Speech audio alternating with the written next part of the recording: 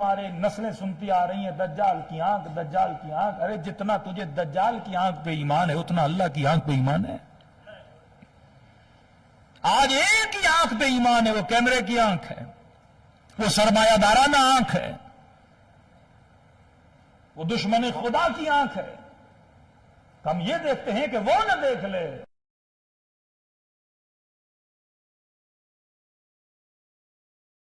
اور اس کی اطاعت میں سب کچھ کرنے کے لیے تیار ہیں. لیکن کسی نے اللہ کی آنکھ کو دیکھا کہ واقعاً اس 60-70 سال کی زندگی میں خدا کی آنکھ تجھے دیکھ رہی ہے.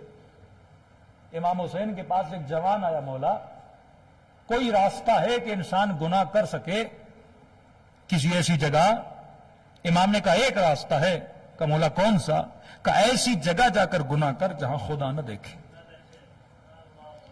کہنے لگا مولا حسین ایسی کوئی جگہ نہیں. کہ جب تجھے پتا بھی ایسی کوئی جگہ نہیں تو ایسے سوال حسین سے کرتا کیوں ہے؟ یہ ایمان قوی ہونا چاہیے کہ پروردگار عالم کی آنکھ مجھے ہر جگہ کیا کر رہی ہے؟ دیکھ رہی ہے. ایک چرواہا اپنی بکریاں لے کے چرانے کے لیے گیا, 800-900 بکریاں. کچھ جوان بھی پکنک کے لیے جنگل میں سیر کے لیے نکلے. ان کو شدید بھوک لگی. جوانوں کی نگاہ چرواہے پر پڑی, دیکھا 1000 سے زیادہ بکریاں ہیں. چرواہے کو کہا کہ ایک بکری دے, تجھے جتنے پیسے چاہیے ہم سے لے لے. چرواہے نے کہا کہ بکریاں میری نہیں ہیں, امانت ہے, لوگوں کی امانت ہے. کہ چرواہے کون سی بڑی بات ہے, ایک بکری دے دے, 1000 بکریاں ہیں, 100 کی تعداد میں, مالک کو کیا پتا چلے گا کہ ایک کم ہو گئی ہے؟ ہاں ایک دے دے. اس نے کہا نہیں, اگر پتا چل گیا تو میں پھنس جاؤں گا. تو دیکھو اگر پتا چل گیا تو بول دینا کوئی بھیڑیا آیا تھا اور بکری کھا کے چلا گیا. یوسف کے بھائیوں نے جب یوسف کو کنویں میں پھینکا نا تو انہوں نے پلاننگ کی. شیطان آپ کو بڑی اچھی پلاننگ بتاتا ہے. بیٹا گھر آنے میں دیر کرتا ہے, باپ پوچھتا ہے کہاں تھے؟ دوست کا ایکسیڈنٹ ہو گیا. پھر دوست کو فون کیا, مثلا پتا چلا, پھر کوئی اور بہانہ بھی ڈھونڈ لیتا ہے. یعنی اسٹیپس بناتا ہے. یہ پوچھے گا تو یہ بولوں گا, وہ پوچھے گا تو وہ, جہاں یہاں پکڑا گیا.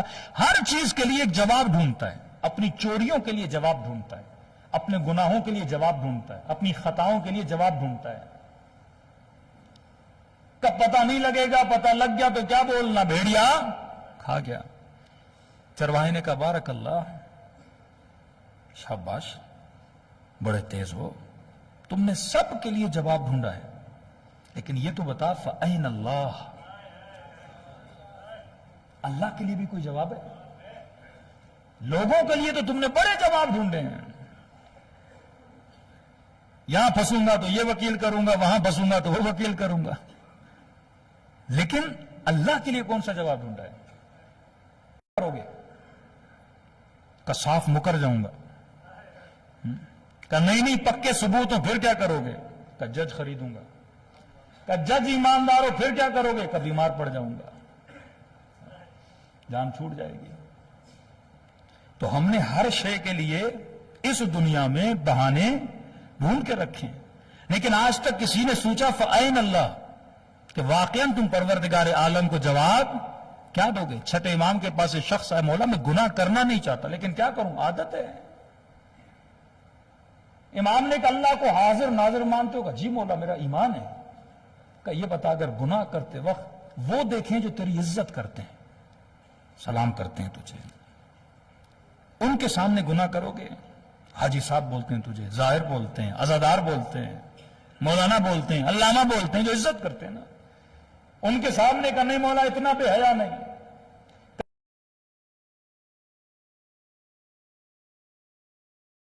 آج جن کی تو عزت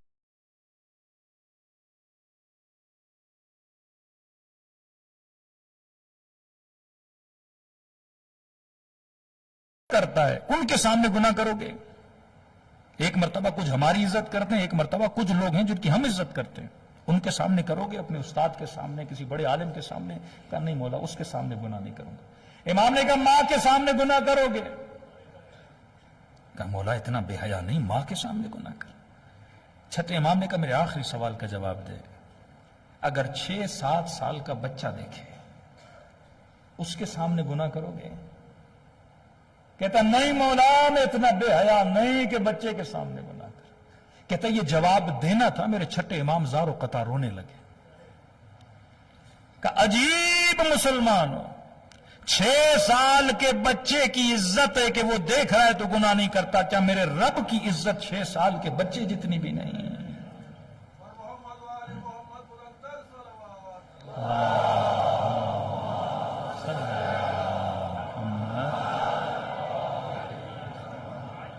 یہاں تیرا ایمان ہے, خدا دیکھ رہا ہے, یہاں تیرا ایمان نہیں ہے.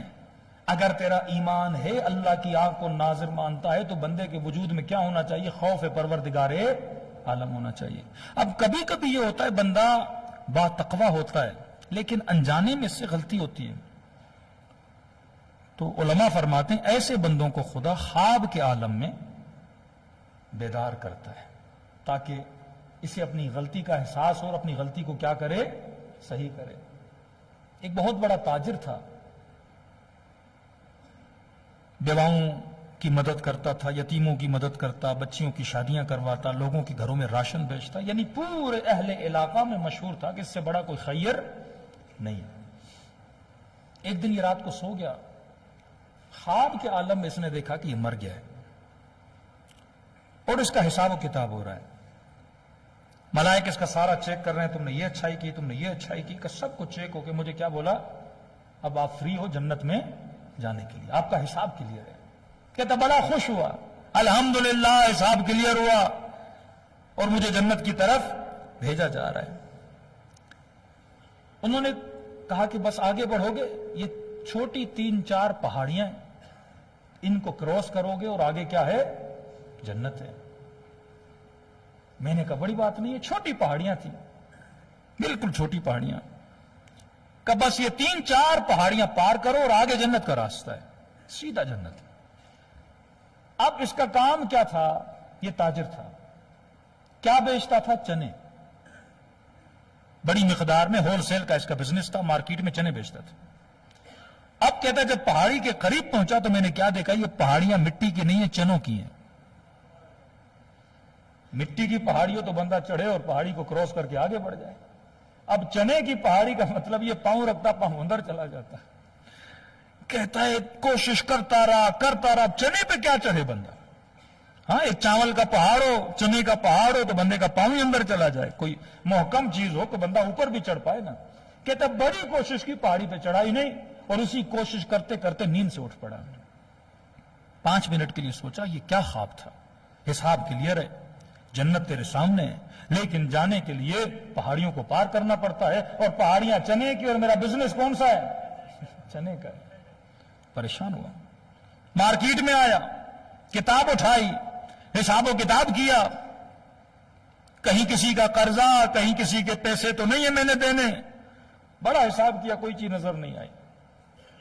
شاگرد کو بلایا, میں نے کہا صحیح سے بتا, تم نے خرید و فروش میں, بیچنے میں کوئی کم و بیشی تو نہیں کی؟ کہا نہیں استاد جی ہر چیز صحیح بک رہی ہے, یہ لکھا ہوا اتنا بیچا. کہا نہیں صحیح بتاؤ, کہیں 2 گرام بیچنے میں تو کمی بیشی نہیں کی ہے؟ کہتے ہاں استاد جی ایک کام ہم کرتے ہیں. کہا کیا کرتے ہیں؟ کہا بیچتے وقت ہم چنوں کو پانی لگاتے ہیں, زیادہ نہیں, 100 گرام وزن بڑھ جاتا ہے. یعنی 1 کلو بیچنا ہو تو 100 گرام پانی ہوتا ہے, 900 گرام چنے ہوتے ہیں. اس نے کہا بدبخت یہ کام کیوں کرتے ہو؟ مجھے نہیں بتایا. کہا مرسوم ہے پورے بازار میں, ہم نہیں کرتے. بازار کا ہر چنے بیچنے والا کیا کرتا ہے؟ پانی لگاتا ہے. کہا تم نے ان سب کے ساتھ قیامت میں اٹھنا ہے یا علی بن ابی طالب کے ساتھ اٹھنا ہے تمہیں؟ تمہارا امام کون ہے؟ عوام تمہارے امام ہے یا علی بن ابی طالب؟ یہ زمانہ تیرا امام ہے یا حجت خدا تیرا امام ہے؟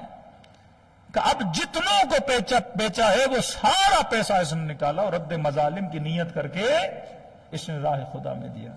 یہ مت سمجھو اللہ کی دربار میں حساب و کتاب نہیں ہے. مسقال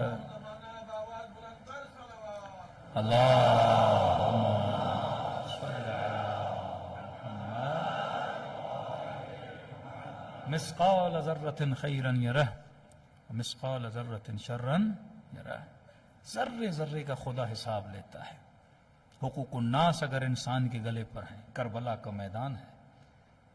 وہ لوگ جو امام حسین کی مدد کرنے آئے، امام نے فرمایا اگر کسی کے سر پر کسی کا دین ہے تو پہلے جا کے ادا کرے، پھر حسین کی مدد کرے.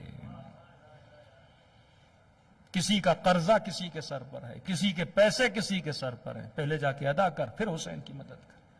کسی نے کہا مولا حسین ایسا نہ ہو میں جاؤں اور آتے آتے دیر ہو جائے. امام نے فرمایا اگر یہ مسئلہ ہے تو جلدی جا، کسی کو اپنا وکیل بنا کے واپس آ، کہ تیرے مرنے کے بعد بھی کیا کرے، تیرا قرضہ ادا کرے. جو چیزیں آپ کے سر پر ہیں، خوف خدا اگر ہو تو بندہ اپنے جیتے جی مسائل کو حل کر کے چلا جائے. ایران میں ایک بندہ مر گیا، اس نے وصیت لکھی کہ میری اتنی نمازیں قضا ہیں، اتنے پیسے قضا نمازوں کے لیے، اتنے پیسے قضا روزوں کے لیے، اتنا قرضہ فلاں کے لیے ہے، یہ پیسے دیے جائیں.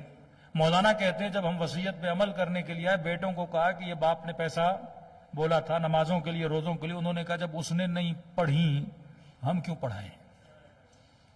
تو کبھی اولاد پہ بھی بھروسہ یہ نہیں ہونا چاہیے. اپنی زندگی میں بندہ نکال کے ادا کر دے، کیونکہ جب تک تو زندہ ہے یہ اختیار کس کے پاس ہے، تیرے پاس ہے، پروردگار عالم نے دیا ہے.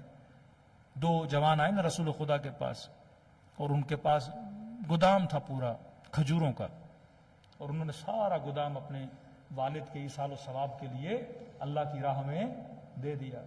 رسول جب اس گودام میں آئے تو زمین پر 1-2 کھجوریں پڑی تھیں. نبی نے وہ کھجوریں اٹھائیں، کہا اگر اپنی زندگی میں یہ 2 کھجوریں اپنے ہاتھ سے دیتا تو اس کا ثواب جو کچھ تم نے دیا ہے اس سے زیادہ ہوتا. جو آپ خود کرتے ہو اس کا ثواب بہت زیادہ ہوتا ہے. تو انسان اپنے وجود میں خوف خدا بنائے. حر اگر حر بنا اسی خوف خدا کی وجہ سے. یہ صفت اگر انسان کے وجود میں نہ ہو نا، خوف الہی کی صفت. اب یہ میں نے پڑھا نہیں ہے لیکن ایک عالم سے یہ واقعہ سنا کہ کربلا میں امام حسین ہم نے کیا کہا، چراغ ہدایت. ہدایت مولا کی ذات میں ہے. اب یہ نہیں کہ سامنے والا کون ہے، ان کا کام ہی کیا ہے، ہدایت دینا. کہتے ہیں شمر جب مولا کے سینے پہ سوار تھا اس وقت بھی مولا کی کوشش تھی کہ شمر کو اپنی طرف کیا کریں، متوجہ کریں کہ شمر دیکھ تو کس کے سینے پہ سوار ہے، اس چہرے کو غور سے دیکھ، یہ کس کا چہرہ ہے. کہ مجھے نہیں جانتا میں کون ہوں، میں تیری نبی کی بیٹی کا بیٹا حسین ہوں. کہتا اس وقت بھی اس نے کہا کہ حسین جانتا ہوں کون ہوں. کہ شمر تیرا مقصد کیا ہے؟ کہ مقصد آپ کا قتل ہے. امام نے فرمایا میرے بدن کو دیکھ اتنے زخم آئے، اگر تو تھوڑی دیر کے لیے کھڑا ہو جائے خون بہے گا اور خود بخود میری روح پرواز کر کے نکل جائے گی. قتل ہی تیرا مقصد ہے حسین، ویسے ہی دنیا سے چلے جائے گا. لیکن اپنے ہاتھوں کو حجت خدا کے قتل سے رنگین نہ کر، کیونکہ ہر خطا کی معافی ہے پر قتل حسین کی معافی نہیں ہے. کہ گناہ بہت بڑا ہے. پھر بھی باز نہ آیا. کہتے ہیں جب اس نے خنجر چلایا تو وہ خنجر امام حسین کا گلا کاٹ نہیں رہا تھا. کہنے لگا حسین یہ گلا کیوں نہیں کٹ رہا؟ کہ یہ وہ جگہ ہے جہاں پہ میرے نانا بوسہ دیا کرتے تھے. یہ وہ جگہ ہے جہاں میری اماں زہرا بوسہ دیا کرتی تھی. میں نے پڑھا نہیں، یہ میں نے سنا ہے. لیکن یہ بات دل کو چھوئی تب جب میں نے یہ جملہ امام زمانہ سے سنا کہ میرا سلام ہو کربلا کے اس شہید پہ جس کی گردن کو پیچھے سے کاٹا گیا تھا. آخر تک کوشش کر رہے تھے کیونکہ چراغ ہدایت. جب حر مولا کی خدمت میں آیا، آنکھوں پہ پٹی ہاتھوں میں رسی، امام نے فرمایا حر آنکھوں پہ پٹی کیوں باندھی ہے؟ کہ مولا اے کاش اندھا ہو جاتا پر مولا کی آنکھوں میں آنکھیں ڈال کے نہ دیکھتا. اور ہاتھوں میں رسی کیوں باندھی ہے؟ فرمائے کاش مولا ہاتھ کٹ جاتے پر آپ کی لجا میں فرس میں ہاتھ نہ ڈالتا. حسین کہتے آجا میرے سینے سے لگ جا. نہیں، کہا بھیا حر حسین کے سینے سے لگ جا. جب کوئی معافی مانگ کر ان کے در پہ آتا ہے، یہ قریبی ترین رشتے میں اس کو پکار کے اپنے سینے سے لگاتے ہیں۔ اب خوف اتنا ہر کے وجود میں کہ امام نے کہا بھیا اور میرے سینے سے لگ جا، بشارت دی اور تجھے جنت مبارک ہو، لیکن تاریخ لکھتی اور روتا رہا۔ کہ مولا آپ نے معاف کیا، کہ حسین معاف کیا۔ کہ مولا اگر اجازت ہو میں زہرا کی بیٹیوں سے معافی مانگوں۔ کہ اور اس پورے گھرانے کا اخلاق ہے کہ اگر میں نے معاف کیا تو سمجھو میری بہنوں نے معاف کیا۔ کہ مولا سکون نہیں مل رہا، اجازت دے میں خود معافی مانگوں۔ جب امام نے پوچھا اور اتنا اصرار کیوں کر رہا ہے؟ کہتا ہے مولا جب آپ کا راستہ روکا تھا نا، مجھے کچھ اماریوں سے کچھ بیبیوں کے رونے کی آواز آ رہی تھی۔ یہ اخلاق حر تھا۔ یہی اخلاق لے کر اگر مجلس میں آؤ گے تو اس طرح اہل بیت مومنوں کو اپنے سینے سے لگاتے ہیں۔ کل انشاءاللہ جوانوں کا واقعہ بھی نقل کروں گا کہ کس قدر ثواب ہے مجلس امام حسین میں آنا۔ چھوٹے سے چھوٹا کام بھی امام اپنی ڈائری میں لکھتے ہیں جو مومن عزاء حسین کے لیے انجام دیتا ہے۔ بندہ اگر عاشق ہو تو اپنے معشوق کی زیارت کے لیے تڑپتا ہے۔ عشق ہو پر تقاضے دیدار نہ ہو، یہ عشق ایسا۔ کسی مومن نے دیکھا، بوڑھا تھا، کہ لوگ بسوں میں سوار ہو کے کربلا کی طرف جا رہے ہیں۔ اس کی آنکھوں میں آنسو بھر آئے، دوڑا دوڑا گھر گیا، مصلی پہ بیٹھا، رو کے کہنے لگا مولا حسین کیا تیری زیارت صرف امیروں کے لیے ہے؟ کیا تیری کربلا صرف صحت مندوں کے لیے؟ مولا میں غریب ہوں، کربلا نہیں آ سکتا۔ کیا کہیں گے ملائک، اے بدبخت قبر میں حسین کی ایک زیارت کا ثواب لے کر نہیں آئے۔ مولا آپ تو کریم ہے، کریم کا مطلب جو کسی کو کسی نعمت سے محروم نہ کرے۔ بوڑھا کہتا ہے رو رو کے مجھے نیند آ گئی، خواب کے عالم میں حسین کی زیارت نصیب ہوئی۔ فرمائیے مت کہنا کہ ہم کریم نہیں ہیں، وہ میری زری کی زیارت کے لیے گئے، حسین اپنے چہرے کی زیارت کرانے تیرے خواب میں آیا ہے۔ کہ سن میرے زائر، زندگی میں ایک بار بھی اگر آ سکتا ہے میری کربلا ضرور آنا، کیونکہ مرنے کے بعد جب اس کے ثواب کو دیکھو گے نا تو بڑا پچھتاؤ گے کہ کاش اپنا پیسہ میں حسین کی زیارت پہ لگا تھا۔ لیکن اگر نہیں آ سکتے تو ہم کریم ہیں۔ جب قم کے عالم نے امام زمانہ سے شکوہ کیا نا کہ مولا آپ کریم ہیں، کریم کا مطلب نعمت سے محروم نہ کرے، مولا ہم ہر معصوم کی قبر کی زیارت کر رہے ہیں، ہم شیعوں نے کیا بگاڑا کہ سیدہ فاطمہ کی قبر کی زیارت کا ثواب نہیں لے پا رہے ہیں؟ امام کی زیارت ہوئی، امام نے کہا قبر چھپانا مصلحت تھی، لیکن یہ مت کہو کہ ہم نے زیارت سے محروم رکھا ہے، ہم کریم ہیں۔ جس نے فاطمہ کی قبر کی زیارت کا ثواب لینا ہے وہ قم میں معصومہ کی زیارت کر لے۔ امام حسین نے فرمایا ہم کریم ہیں۔ فرمایا اگر نہیں آ سکتا کربلا تو فرمایا خلوص دل سے مجھ حسین کو سلام کیا کرو۔ مولا ایک سلام کروں گا ثواب زیارت مل جائے گا؟ فرمایا جب سلام کرو اور نہ چاہتے ہوئے اگر آنکھوں میں آنسو آ جائیں۔ ایک مرتبہ آدمی چاہ کر روتا ہے، ایک مرتبہ پتہ نہیں لگتا، خود بخود آنسو آنکھوں سے جاری ہوتے ہیں۔ فرمایا اگر یہ کیفیت تیرے اوپر آئے تو یہ مت سمجھنا یہ تیرے آنسو ہیں، حسین نے تجھے تیرے سلام کا جواب دیا ہے۔ مجلس حسین، ثواب زیارت حسین کمانے کے لیے دلوں کو کربلا لے کر چلیں، سلام کریں اپنے مولا پر، اور کوشش کریں کہ اس طرح سلام کریں جس طرح کربلا میں بی بی زینب نے سلام کیا تھا۔ السلام علی الحسین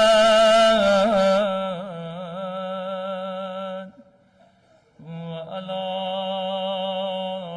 علی ابن الحسین، سب مل کے وعلی اولاد الحسین وعلى أصحابه.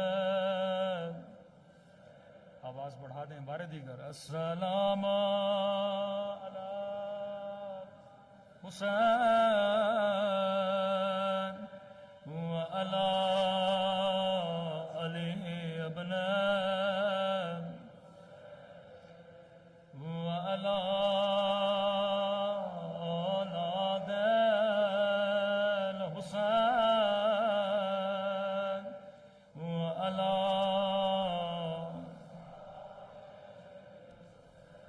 بلند آواز سے السلام علی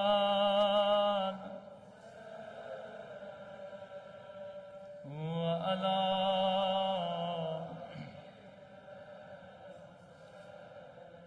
وعلی اولاد وعلی اصحاب. سب مل کے السلام علی الحسین وعلی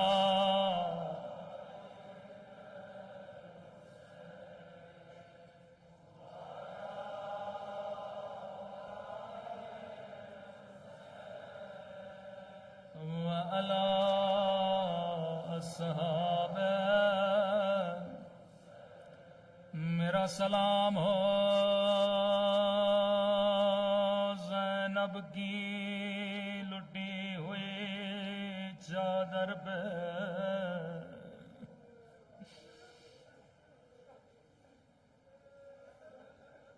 میرا سلام ہو رباب کی اجڑی ہوئی گودی پہ.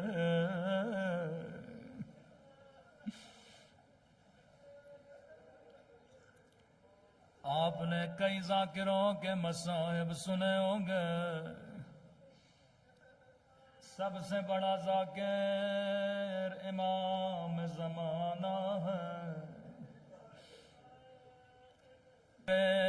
رونے کا تو زیارت ناہیہ بڑا کرو. ناہیہ امام زمانہ کا نوحہ ہے. سنیں گے اپنے جد کے مصائب کیسے بیان کرتے ہیں. زیارت ناہیہ میں مولا کے کچھ سلام ہے. کسی بھی مظلوم کا نام نہیں لیتے پر مظلومیت کا ذکر کرتے ہیں. قدیمی ازادارو سمجھنا تیرا کام ہے. فرمایا میرا سلام ہو ان ننے سے رخساروں پہ.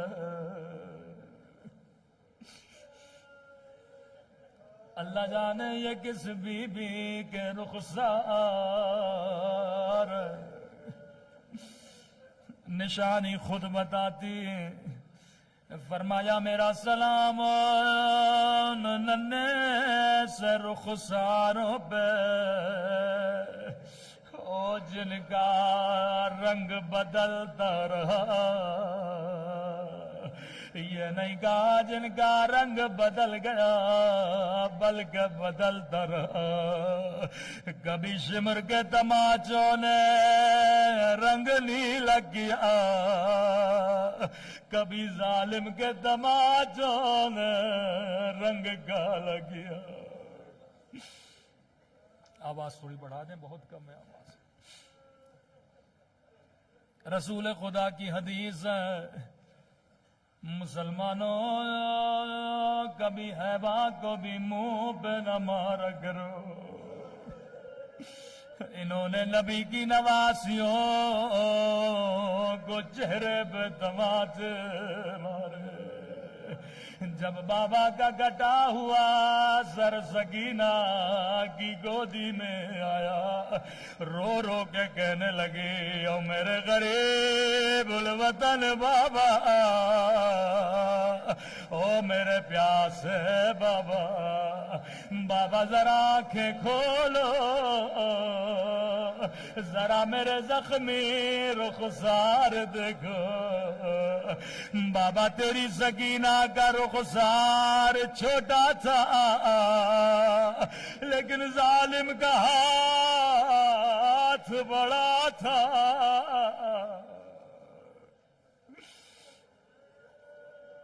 میں قربان ننھی سی بچی کی مظلومیت پہ، فرمایا میرا سلام ان ننھے سے رخساروں پہ جن کا رنگ بدلتا رہا۔ اگلا سلام اس سے بھی درد بھرا سلام ہے، فرمایا میرا سلام ان زخمی کلائیوں پہ جنہیں رسیوں سے باندھا گیا تھا۔ اللہ جانے یہ کس بی بی کی کلائیاں ہے۔ کسی عالم نے کہا یہ زینب کے بندے ہاتھ ہیں۔